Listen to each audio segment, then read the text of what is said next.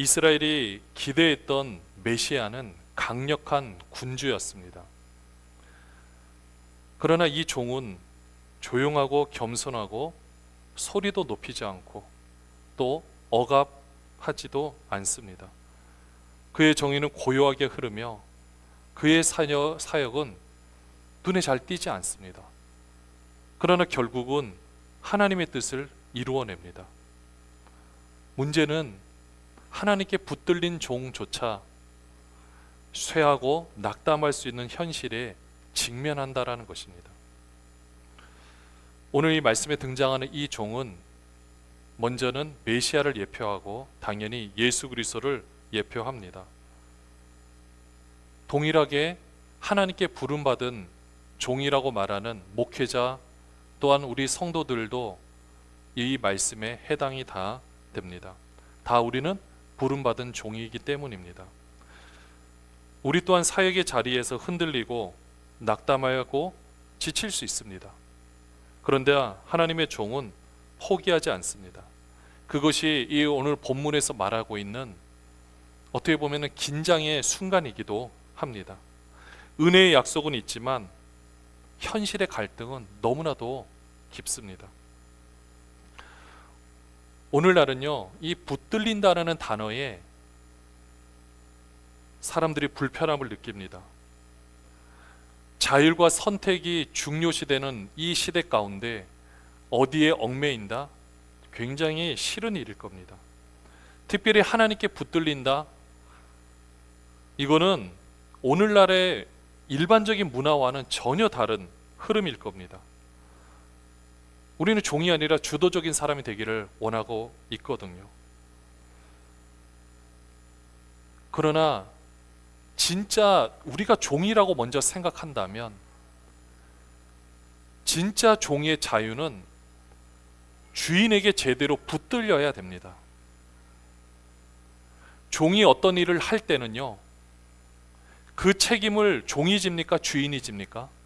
주인이 집니다. 왜냐? 종은 주인의 일을 하기 때문입니다. 종을 먹여 살리는 것은 누가 하는 겁니까? 주인이 하는 겁니다. 그리고 그 모든 결과에 대한 책임도 주인이 지게 되어 있습니다. 그래서 진정한 종은 주인에게 붙들려 있는 것입니다.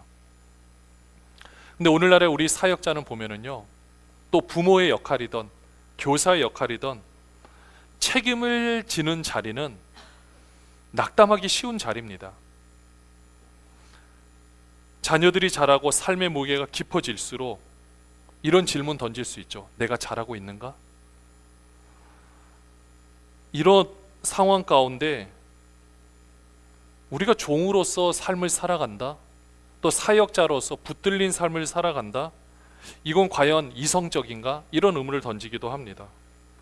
또 어떤 이는 너무 합리적인 믿음 가운데 맹목적인 순종을 거부하면서 이건 아니지 않는가? 라고 이런 저울질이 우리 안에 있는 것을 보게 됩니다.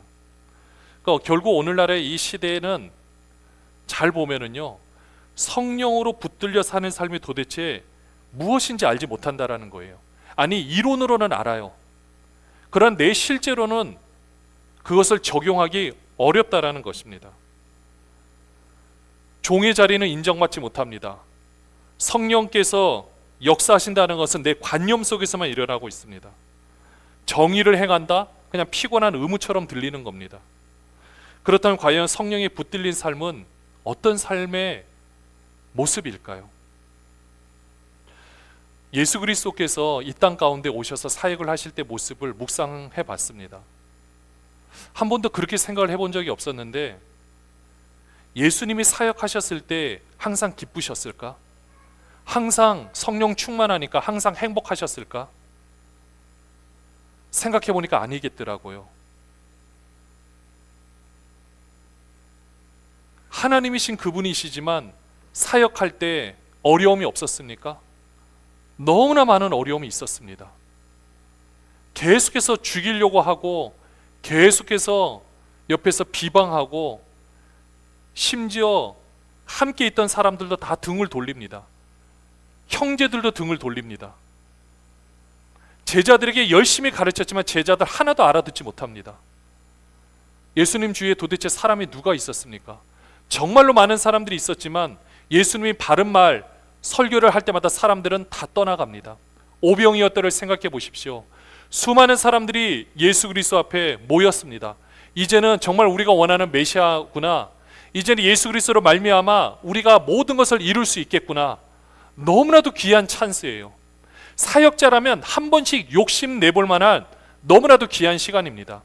이때 이제 하나님 뜻이 아니라 나의 영역을 넓힐 수 있겠구나, 내 사역의 지경이 넓혀지겠구나, 그러면서 나는 하나님께 쓰임받는다고 하지만 이때 모든 것을 내가 할 수 있겠구나, 이런 생각 듭니다. 근데 예수님은요, 그때 진짜 알아듣기 어려운 자신의 살과 피를 먹어야 된다는 이 말씀을 함으로 인해서 사람들이 알아듣지 못하고 이제는 사람들이 다 떠나가 버립니다. 그리고 그때 가룟 유다도 이제는 예수를 팔아야겠구나 생각을 하는 겁니다. 왜 그러는가? 예수를 공경에 빠뜨리면 뭔가 능력을 발휘하시겠지, 이렇게 가룟 유다는 생각한 거예요. 저 많은 사람들을 사역의 도구로, 사역의 지경을 넓혀서 뭔가를 더 할 생각을 하지 않고 왜 다 돌려보내는가? 이게 가룟 유다의 질문이었고 수많은 사람들의 질문이었습니다. 그리고 이게 예수 그리스도의 상황들이었습니다. 이 모습을 생각해 보면 때로는 정말 하나님의 뜻대로 부름받은 자리에서 사명을 지키는 거 쉽지 않은 일이지만 감당해야 되는 일이구나, 이렇게 생각이 들기도 합니다. 근데 또 지나고 나서는 또 그렇지 않을 때가 있는 거예요. 그게 우리 삶의 현실의 모습 아니겠습니까? 그래서 오늘 하나님께서는 이런 우리들의 모습을 너무나도 잘 알고 있기 때문에 하나님께서는 자신의 영을 주셨다라고 말씀하고 있습니다. 하나님은 이 종에게 자신의 영을 주셨어요. 오늘 본문 1절에 보면은 그렇게 표현을 하고 있습니다. 같이 한번 읽어볼까요? 내가 붙드는 나의 종, 내 마음에 기뻐하는 자, 곧 내가 택한 사람을 보라. 내가 나의 영을 그에게 주었은즉 그가 이방에 정의를 베풀리라. 우리는 하나님의 영이 임하면 나에게 능력이 생긴다라고 생각을 합니다. 한국 기독교가 그렇게 처음에는 가르쳤기 때문입니다. 맞습니다. 능력 행하는 거 맞습니다. 근데 그 능력이 외부로 향하기 전에 먼저는 내 안을, 나를 향하게 되어 있습니다. 하나님의 성령의 역사는, 내가 하나님의 성령의 역사가 내 안에서 일어나게 되면 내 주위의 환경은 두 번째입니다. 먼저는 내 삶 가운데 부흥이 일어나고 내 삶 가운데 놀라운 역사들이 일어납니다. 근데 그것이 내가 생각하는 기쁨과 희락만 느끼는 것이 아닙니다. 진짜 내 모습을 보게 되는 것입니다. 내 안에서 정말 내가 이 모든 것을 내 힘으로는 할 수 없구나, 이것을 먼저 깨닫는 것이 먼저더라고요. 그래, 하나님의 성령의 역사는 지금 내 안에서 마음껏 일어나고 있습니다. 사랑하는 여러분들, 내가 열심히 신앙생활을 하고 있는 것 같은데 내 마음속에 변화가 없다고 생각하면 변화가 없는 것이 아닙니다. 하나님의 성령의 역사께서 내가 생각하는 그 타락한 감정과 진짜 하나님의 영의 역사하는 것을 분리시켜 가고 있는 겁니다. 이것을 깨달으면 나의 모든 것들이 시간이 지나면 감사함으로 받아들이지만 그것을 깨닫지 못하면 모든 것이 고통스러운 시간들이고 순간들인 거예요. 하나님의 성령의 역사는 내 안에서 먼저 진짜 내 모습을 보게 합니다. 그 모습이 어떤 모습인지 아십니까? 사단에게 속고 있는 나의 모습인 거예요. 여러분들, 우리 안에 진짜 내 모습을 발견하면 그 안에 내가 속고 있는 내 모습을 정확하게 보게 됩니다. 그러면 하나님은 그것을 분리시켜서 작업을 해 나가십니다. 그렇게 해서 작업을 해 나가시면서 깨닫게 하시는 것이 능력 이전에 성령은 하나님의 마음입니다. 또 하나님의 방식이고 하나님의 임재 그 자체입니다. 그 마음을 우리에게 덧입혀 주시고 새롭게 하여 주시고 그걸 통해서 내가 먼저 변화가 됩니다. 그리고 이제는 그 선한 영향력이 조금씩 흘러 넘치게 되어 있습니다. 이렇게 성령에 붙들린 삶을 살게 되면 이제는 내 안에서 내 모습을 발견하게 되고 그 안에서 진짜 하나님께서 창조하신 나의 본연의 모습을 깨닫게 됩니다. 하나님은 그렇게 회복시켜 가세요. 그리고 주변을 돌아보게 합니다. 하나님의 이 정의를 완성할 수 있도록 도와주시는 겁니다. 이 하나님의 정의를 시행한다라는 것은, 이방의 정의를 행한다라는 것은, 이것은 우리가 알고 있는 정의, 법적 개념을 말하는 것이 아닙니다. 이것은 하나님께서 이 모든 만물을 회복시켜 가시겠다, 회복시킨다라는 그 정의입니다. 이것은 깨어진 관계의 치유를 포함하기도 합니다. 사랑하는 여러분들, 내가 하나님의 어려운 그 테스트 가운데 나의 모든 환경이 혹시라도 힘들고 관계가 깨어졌다고 생각한다면, 그때 하나님께서는 내 안에 성령의 역사로 이 모든 것을 회복시켜 가시는 줄로 믿습니다. 이 하나님의 정의, 이방의 정의를 베푸는 것이 바로 나를 통하여 내가 큰 소리를 외치지 않아도, 내가 어떤 엄청난 노력을 하지 않아도 나의 변화된 모습을 통하여 많은 사람들은 깨닫게 되는 것입니다. 예수님은 오늘 이 말씀, 이 종으로 오신 겁니다. 그는 우리가 알고 있는 가상칠언이라고 말하죠. 십자가 앞에서 대단한 걸 외치셨습니까? 아닙니다. 이미 십자가에서 달리시자마자 오후 3시 전에 돌아가셨다라는 것은 지금 이미 말을 할 수 없는 상황입니다. 정말 작은 소리로 그 외침 다 이루었다. 저들의 죄를 용서해 달라고 하면서 다 이루었다는 그 외침, 여러분들 얼마나 작은 외침입니까? 누가 들었겠습니까?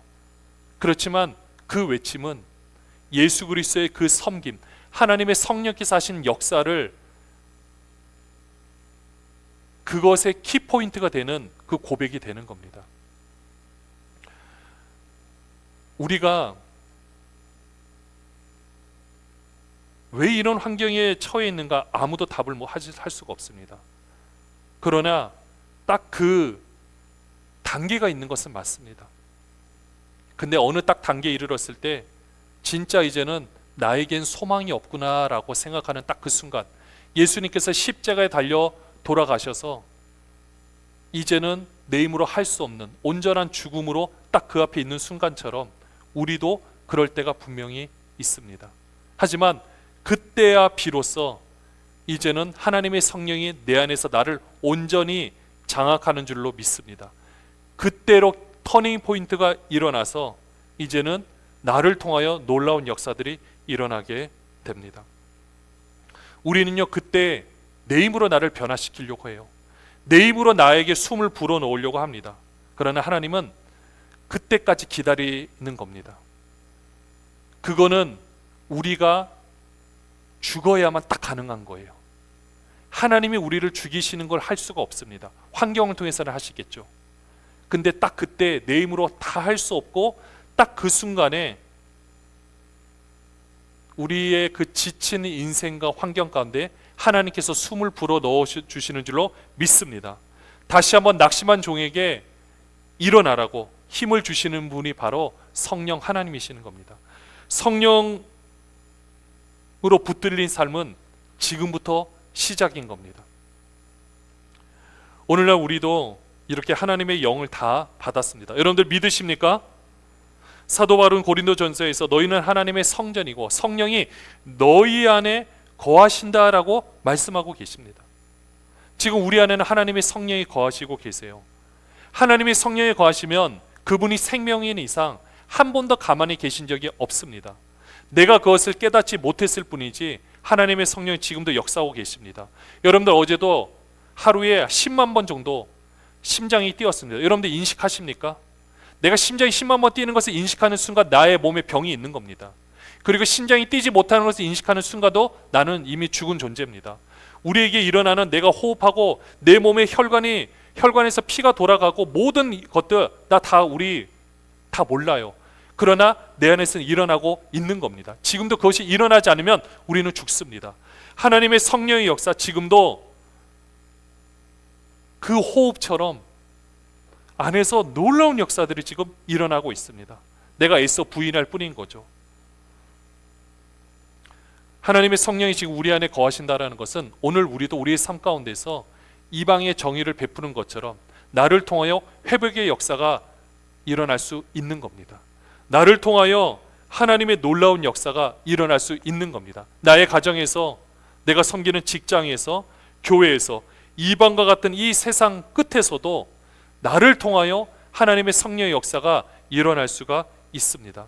사랑하는 여러분들, 성령에 붙들린 사람은요 강압적으로 이끌지 않습니다. 뭔가 사역의 화려한 모든 것 어떤 나의 것으로 이루어져 가는 것이 아닙니다. 내 삶에 대단한 것이 일어나는 것이 없다 할지라도 실망하지 마시기 바랍니다. 계속해서 이 역사는 일어납니다. 그리고 약한 자를 배려하게 되어 있습니다.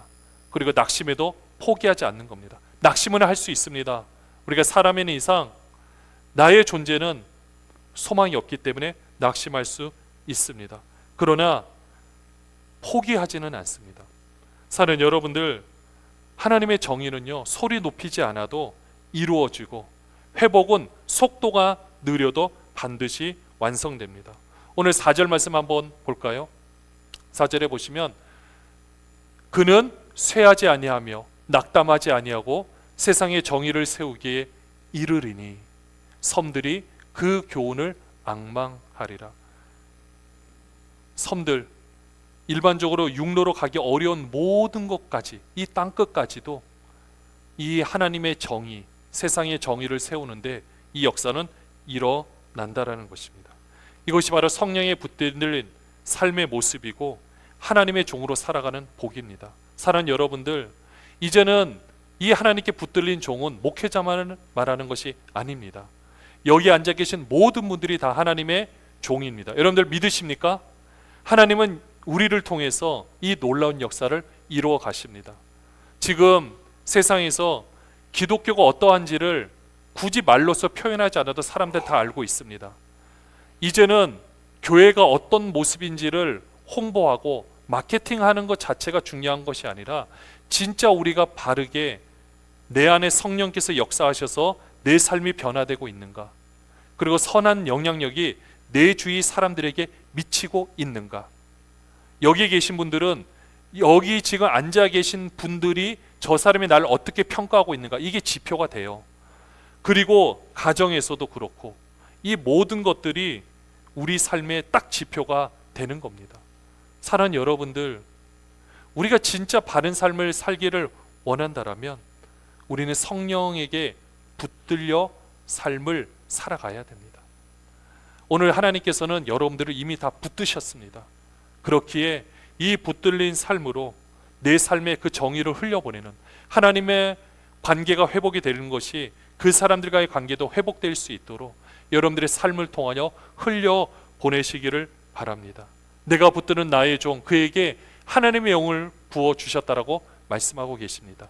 우리는 다 하나님의 종입니다. 우리는 이 하나님의 귀한 사명을 감당해야 됩니다. 이 하나님께 붙들린, 성령으로 붙들린 자로서 이 귀하고 복된 삶을 살아내는 모든 분들 되시기를 주님의 이름으로 축원합니다.